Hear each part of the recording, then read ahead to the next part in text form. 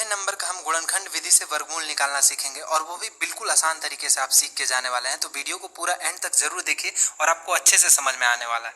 तो देखिए, सबसे पहले हमें क्या करना है, 144 का गुणनखंड विधि से हमें क्या करना है, वर्गमूल निकालना है। तो सबसे पहले हम क्या करते हैं, एलसीएम के रूप में हम ऐसे लिख देते हैं, 144 यहाँ पे लिख लेते हैं।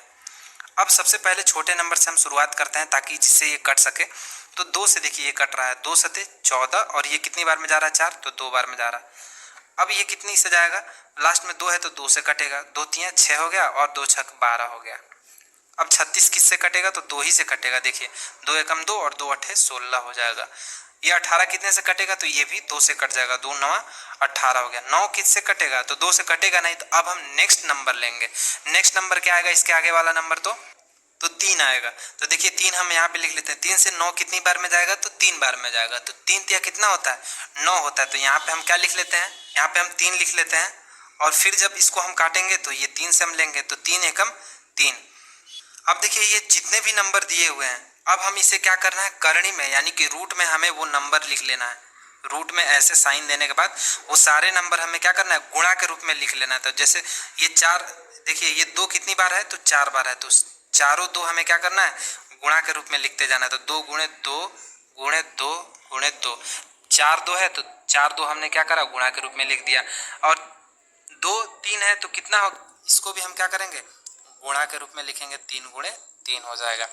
अब हमें क्या करना है कि हमें पेयर करना है, यानी कि 2 2 नंबर का जोड़ा लगाना है। देखिए ये 2 नंबर का जोड़ा है, एक पेयर हुआ। ये 2 नंबर का जोड़ा है, एक पेयर हुआ। ये भी क्या है, 2 नंबर का जोड़ा है तो एक पेयर हो गया।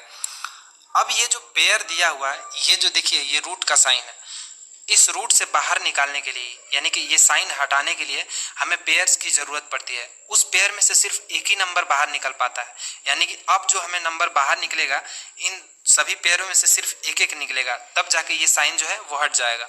तो यहाँ पे देखिए इन 2 में से 1 2 हम लिख लेंगे, इन 2 में से हम गुणा के रूप में 1 2 लिख लेंगे और इन 3 में से हम 1 गुणा के रूप में लिख लेंगे 3। अब जो आंसर आया देखिए ये रूट हट जाएगा, तो ये 2 दूना 4 तियां 12। तो ये फाइनली जो हमारा इसका आंसर आया वर्गमूल, तो 12 आंसर आया। यानी कि 144 का जो वर्गमूल है, स्क्वायर रूट है, वो कितना आएगा, तो 12 आएगा। तो अच्छे से समझ में आ गया होगा। अब नेक्स्ट क्वेश्चन हम सॉल्व करते हैं। ये जो 625 दिया हुआ है, सेम प्रोसेस जो हमने अभी फर्स्ट क्वेश्चन में किया, वही प्रोसेस इसमें भी हमें काम करना है। तो हम क्या करेंगे, देखिए सबसे पहले एलसीएम की तरह यहाँ पे साइन बनाएंगे। एलसीएम जैसे निकाला जाता है उसी तरीके से निकालेंगे। यहाँ पे 625 लिख लेते हैं।